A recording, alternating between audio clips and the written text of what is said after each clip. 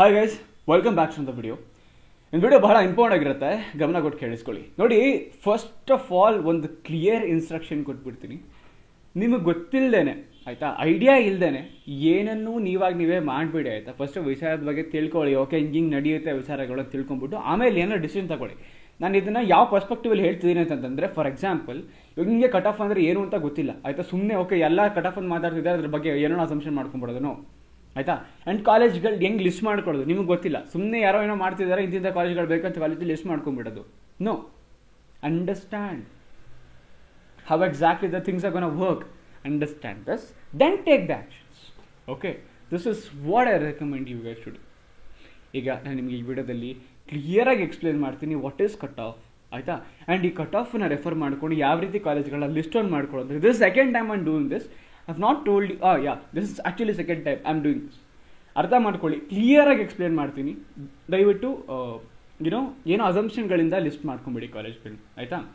ಏನಕ್ಕೆ ಈ ಥರ ಮಾಡ್ತಿದ್ದೀನಿ ಅಂತಂದರೆ, ನನಗೆ ಕೆಲವೊಂದಿಷ್ಟು ನೀವು ಒಂದಷ್ಟು ಜನ ಮೆಸೇಜ್ಗಳು ಮಾಡ್ತೀರಾ, ಇಮೇಲ್ ಮಾಡ್ತೀರಾ, ಆಯಿತಾ, ಕಮೆಂಟ್ಗಳು ಮಾಡ್ತೀರಾ. ನನಗೆ ಬರ್ತಾ ಇರ್ತಕ್ಕಂಥ ಇಮೇಲ್ಗಳು ಹೆಂಗಿದಾವೆ ಅಂತಂದರೆ, ನಾನು ಕಾಲೇಜ್ ಲಿಸ್ಟ್ ಮಾಡ್ಕೊಂಡಿದ್ದೀನಿ, ಚೆಕ್ ಮಾಡ್ಕೊಳ್ಳಿ, ನೀರು ಹೆಂಗೆ ಬಂದಿದೆ ಅಂತ ಕಳಿಸ್ತಿದೆ. ನಾನೊಂದು 10 ನೋಡಿದೆ. See, I don't have time to look into all of your list, ಆಯಿತಾ.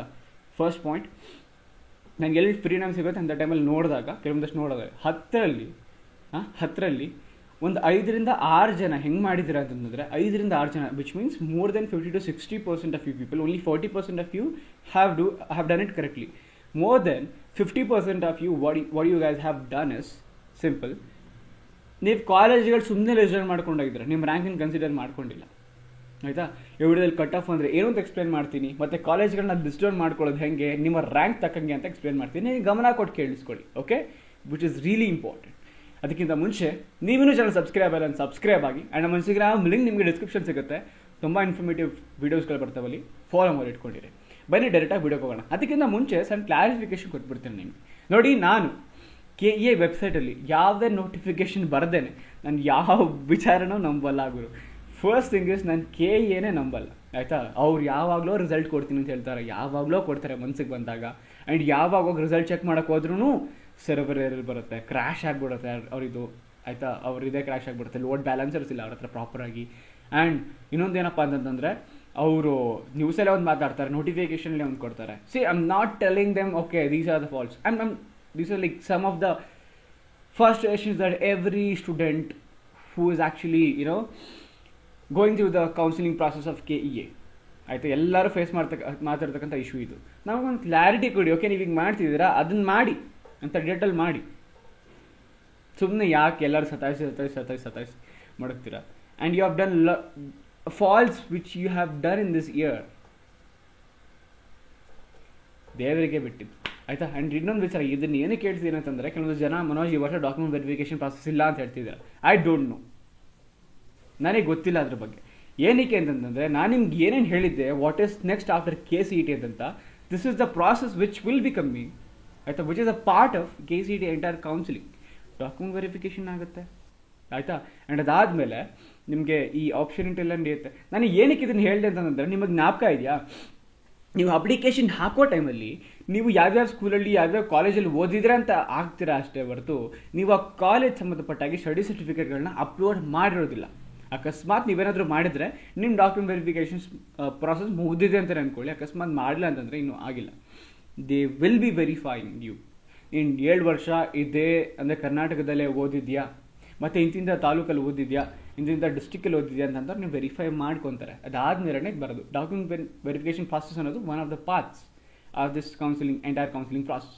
ಇಟ್ ವಿಲ್ ಬಿ ಹ್ಯಾಪನಿಂಗ್, ಆಯಿತಾ. ಐ ಆಮ್ ನಾಟ್ ಶೋರ್ ಇದಾಗುತ್ತೋ ಆಗಲ್ವ ಅಂತ ಗೊತ್ತಿಲ್ಲ. I am not doing that notification. Okay, ಇಂಥ ನೋಟಿಫಿಕೇಶನ್ ಬಂತು, ಇಂಥ ದಿನ ಆಗುತ್ತೆ, ನಾನು ಅದನ್ನು ಮಾಡೋದು ನಿಲ್ಲಿಸೇಬಿಟ್ಟು. ಏನಕ್ಕೆ ಅಂತಂದರೆ, ಇವಾಗ ಹೇಳಿದ್ರೆ ನಾನು ನೆಕ್ಸ್ಟ್ ದಿನ ನೋಟಿಫಿಕೇಶನ್ ಬರುತ್ತೆ, ಓಹ್ ಚೇಂಜ್ ಆಗಿಬಿಟ್ಟಿದೆ, ನಾಳೆ ಆಗುತ್ತೆ, ಪೋಸ್ಟ್ಪೋನ್ ಆಗಿಬಿಟ್ಟಿದೆ ಅಂತ ಬರುತ್ತೆ. I don't want that and I don't have time to do that. I am gonna guide you. Okay, ಇಂತಿಂಥ ಪ್ರಾಸೆಸ್ ಬರುತ್ತೆ, ಹಿಂಗೆ ಪ್ರಿಪೇರ್ ಆಗಿರ್ಬೇಕು, ನೀವು ಹಿಂಗೆ ಲಿಸ್ಟ್ ಮಾಡ್ಕೊಬೇಕು, ಹಿಂಗೆ ರೆಡಿ ಆಗಬೇಕು, ನೀವು ಆಪ್ಷನಿಟಿ ಮಾಡಬೇಕು, ಹಿಂಗೆ ಮಾಡಿದ್ರೆ ನಿಮ್ಗೆ ಇಂಥ ಕಾಲೇಜ್ ಸಿಗುತ್ತೆ.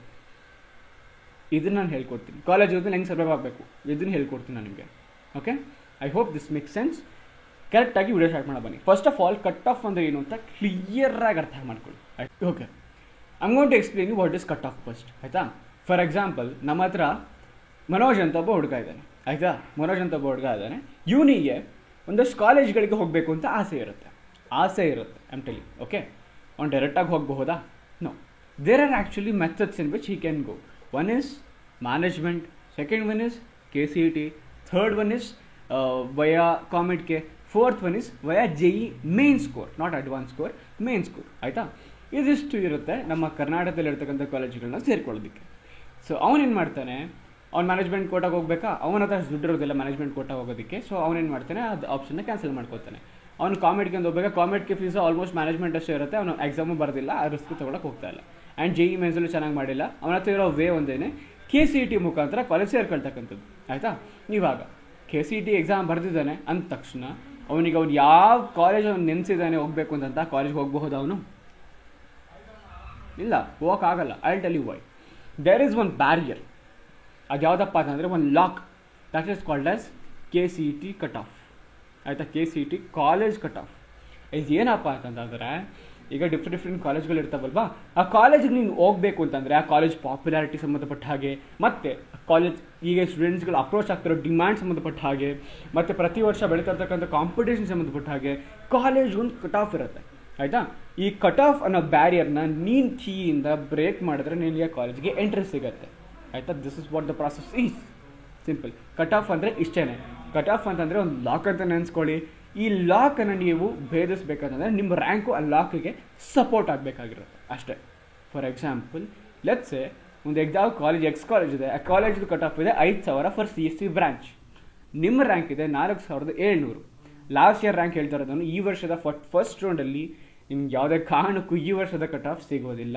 ಈ ವರ್ಷದ ಕಟ್ ಆಫ್ ಈ ವರ್ಷ ಡಿಸೈಡ್ ಆಗುತ್ತೆ. ಓಕೆ, ಇಂತಿಂಥ ಕಟ್ ಆಫ್ ಸ್ಟೂಡೆಂಟ್, ಇಂತಿಂಥ ರ್ಯಾಂಕ್ ಇರ್ತಕ್ಕಂಥ ಸ್ಟೂಡೆಂಟ್ಸ್ಗಳು ಕಾಲೇಜ್ ಜಾಯ್ನ್ ಆಗಿದ್ದಾರೆ. ಪ್ರತಿ ವರ್ಷವೂ ಸಹ ಕಟ್ ಆಫ್ ವೇರಿಯೇಷನ್ ಆಗೇ ಆಗುತ್ತೆ. ಅದರಲ್ಲೂ ಎಸ್ಪೆಷಲಿ ಈ ವರ್ಷ ಕಟ್ ಆಫ್ ಭಯಂಕರ ವೇರಿಯೇಷನ್ ಆಗುತ್ತೆ because of immense competition. First thing is repeaters ತುಂಬ ಜನ ಜಾಸ್ತಿ ಆಗಿದ್ದಾರೆ.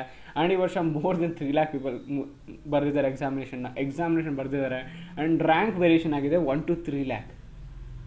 1 to 3 lakh dude, are you for real? Okay, ಈಗ ಬನ್ನಿ ನನಗೆ ಸ್ಕ್ರೀನಿಗೆ ಕರ್ಕೊಂಡು ಹೋಗ್ತೀನಿ. ಕಟ್ ಆಫ್ ಅಂದರೆ ಏನು, ಯಾವ ರೀತಿ ಕಟ್ ಆಫನ್ನು ನಿಮಗೆ ಡಿಸೈಡ್ ಮಾಡ್ಕೊಂಡು ತಿಳಿಸ್ಕೊಡ್ತೀನಿ. ಓಕೆ, ನಿಮ್ಮ ಕಟ್ ಆಫು ನೋಡ್ಲಿಕ್ಕೆ ಈ ರೀತಿ ಸಿಗುತ್ತೆ ನೋಡಿ. ಫಸ್ಟ್ ಆಫ್ ಆಲ್ ನಿಮ್ಗೊಂದು ಐಡಿಯಾ ಇರಲಿ, 2024 ಕಟ್ ಆಫ್ ನಿಮಗೆ ಎಕ್ಸಾಕ್ಟ್ ಆಗಿದೆ ಸಿಗೋದಿಲ್ಲ. ಇದು ಈ ವರ್ಷ ಡಿಸೈಡ್ ಆಗುತ್ತೆ, ಆಯ್ತಾ. ನಿಮಗೆ ಇವಾಗ ಇರ್ತಕ್ಕಂಥ ಏಕೈಕ ರೆಫರೆನ್ಸ್ ಯಾವುದಪ್ಪ ಅಂತಂದ್ರೆ 2023 ಕಟ್ ಆಫ್ ಅಂತಂದ್ರೆ last year cut off, previous year cut off, ಆಯ್ತಾ. ಇದನ್ನ ನೀವು ರೆಫರೆನ್ಸ್ ಆಗಿ ಇಟ್ಕೊಂಡು ಓಕೆ ಈ ಕಾಲೇಜ್ ನನಗೆ ಇಷ್ಟು ರ್ಯಾಂಕ್ ಇದ್ರೆ ಸೀಟ್ ಸಿಗಬಹುದು ಅಂತ ಆ ಕಾಂಪಿಟೇಷನ್ಗೆ ಏನು ಎಕ್ಸಿಸ್ಟಿಂಗ್ ಕಾಂಪಿಟೇಷನ್ ಇರುತ್ತೆ ಲಾಸ್ಟ್ ಇಯರ್ದು, ಅದಕ್ಕೆ ನೀವು ಈ ವರ್ಷದ ಅಭ್ಯರ್ಥಿಗಳಂತಂದ್ರೆ ಈ ಏನಿರ್ತಾರೆ ಪಾರ್ಟಿಸಿಪೆಂಟ್ಸ್ ಇವ್ರ ಜೊತೆ ನೀವು ಕಾಂಪೀಟ್ ಮಾಡ್ತೀರಾ. Okay, I hope this make sense. ಇವಾಗ ನಾನು ನಿಮಗೆ ಯಾವ ರೀತಿ ಕಟ್ ಆಫ್ನ ಅನಲೈಸ್ ಮಾಡೋದು ನಿಮಗೆ ಓಕೆ ಕಾಲೇಜ್ಗಳನ್ನ ಯಾವ ರೀತಿ ಲಿಸ್ಟ್ ಔಟ್ ಮಾಡ್ಕೊಂಡು ತಿಳಿಸ್ಕೊಡ್ತೀನಿ. First of all college list ಮಾಡ್ಕೊಬೇಕಾದ್ರೆ make sure you have your college list in these 3 steps. First one ಬಂದ್ಬಿಟ್ಟು ಕಾಲೇಜ್ ಲಿಸ್ಟಲ್ಲಿ ನಿಮ್ಗೆ ಯಾವ ಕಾಲೇಜು ಸಿಗಲ್ಲ, ಆಯ್ತಾ, ಬಟ್ ಆಸೆ ಇದೆ. ಅದರಲ್ಲಿ ಒಂದಷ್ಟು ಬ್ರಾಂಚ್ ಸಿಗುತ್ತೆ, ಯಾವ ಬ್ರಾಂಚ್ ಸಿಕ್ಕಿದ್ರು ಹೋಗಿ ನಿಮ್ಗೆ ಇಷ್ಟ ಇರುತ್ತೆ ಅಂತ ಬ್ರಾಂಚ್ ಅಂತ ಕಾಲೇಜಲ್ಲಿ ನೀವು ಎಲ್ಲ ಬ್ರಾಂಚ್ಗಳನ್ನೂ ಹಾಕೊಂಡ್ಬಿಟ್ಟು ಫಸ್ಟ್ ಒಂದು ಲಿಸ್ಟ್ ರೆಡಿ ಮಾಡ್ಕೊಳ್ಳಿ, ಆಯ್ತಾ. ಸೆಕೆಂಡು, ಇದು ಸೇಫ್ ಝೋನ್. ಈ ಕಾಲೇಜಲ್ಲಿ ನಿಮಗೆ ಸೀಟ್ ಸಿಗಬಹುದು, ಆಯ್ತಾ. ಫಾರ್ ಎಕ್ಸಾಂಪಲ್ ಈಗ ನೋಡಿ, ಲೆಟ್ಸೆ ನನಗೆ ಇವಾಗ ಬೇಕು RV ಅಂತ ಅನ್ಕೋಣ, ಆಯ್ತಾ. RVಯಲ್ಲಿ ಆರ್ಟಿಫಿಷಿಯಲ್ ಇಂಟೆಲಿಜೆನ್ಸು 3AGಲಿ ನನಗೆ 1213 ಇದೆ, ಆಯ್ತಾ. ರ್ಯಾಂಕು 1213 ಇದೆ. ನನ್ನ ರ್ಯಾಂಕ್ ಇದೆ 2500 ಅಂತ ಅನ್ಕೋಣ, ಆಯ್ತಾ. ನನಗೆ ಇದು ಸಿಗಲ್ಲ, but I am expecting. Because ಏನಕ್ಕೆ ಅಂತಂದರೆ ನಾನು ರೆಫರ್ ಮಾಡ್ತಾ ಇರ್ತಕ್ಕಂಥದ್ದು ಫಸ್ಟ್ ರೌಂಡ್ ಕಟ್ ಆಫ್. ನೋಡಿದ್ರಲ್ಲಿ ಫಸ್ಟ್ ರೌಂಡ್ ಅಲಾಟ್ಮೆಂಟ್ ಇದು ಇನ್ನೂ 2 ರೌಂಡ್ ನಡೆಯುತ್ತೆ. ಸೆಕೆಂಡ್ ರೌಂಡ್ ನಡೆಯುತ್ತೆ ಮತ್ತೆ ಸೆಕೆಂಡ್ ಎಕ್ಸ್ಟೆಂಡೆಡ್ ರೌಂಡ್ ನಡೆಯುತ್ತೆ, ಆಯ್ತಾ. ಸೊ ನಿಮ್ಮ ಹತ್ರ 2 ಚಾನ್ಸ್ ಇದೆ. ಸೊ ನಾನು ಒಂದು 2500 ರ್ಯಾಂಕ್ ಇದೆ ಅಲ್ವಾ, ನಾನು ಇದನ್ನ ಕಾಲೇಜ್ ಹಾಕುವಂತೆ ನಂಗೆ ಸಿಗಬಹುದು ಅಂತ. ಇದು ಸೆಕೆಂಡ್ ರೋಲ್ ಬರುತ್ತೆ, ಇನ್ ದ ಸೆನ್ಸ್ ಸೆಕೆಂಡ್ ಪ್ರಿಯಾರಿಟಿಯಲ್ಲಿ ಬರುತ್ತೆ. ಥರ್ಡ್ ಪ್ರಿಯಾರಿಟಿ ಹೆಂಗಿರ್ಬೇಕಪ್ಪ ಅಂತಂದ್ರೆ, ಫಾರ್ ಎಕ್ಸಾಂಪಲ್ ಇಲ್ಲಿ ನೋಡಿ, RVಯಲ್ಲಿ ನನಗೆ ಏನು ಬೇಕು, ಫಾರ್ ಎಕ್ಸಾಂಪಲ್ EC ಬೇಕು ಅಂತ ಅನ್ಕೋಣ, ಆಯ್ತಾ. EC ಬೇಕು. ಇಲ್ಲಿ ಎಷ್ಟಿದೆ ರ್ಯಾಂಕು? 1565 ಇದೆ. ನನ್ನ ರ್ಯಾಂಕ್ ಇದೆ 1400. ನನಗೆ ಸಿಕ್ಕೇ ಸಿಗುತ್ತಲ್ವ ಕಾಲೇಜು. ಇಂಥ ಕಾಲೇಜ್ಗಳನ್ನ ಲಾಸ್ಟಲ್ಲಿ ಹಾಕೋತೀನಿ. I am just giving you an example.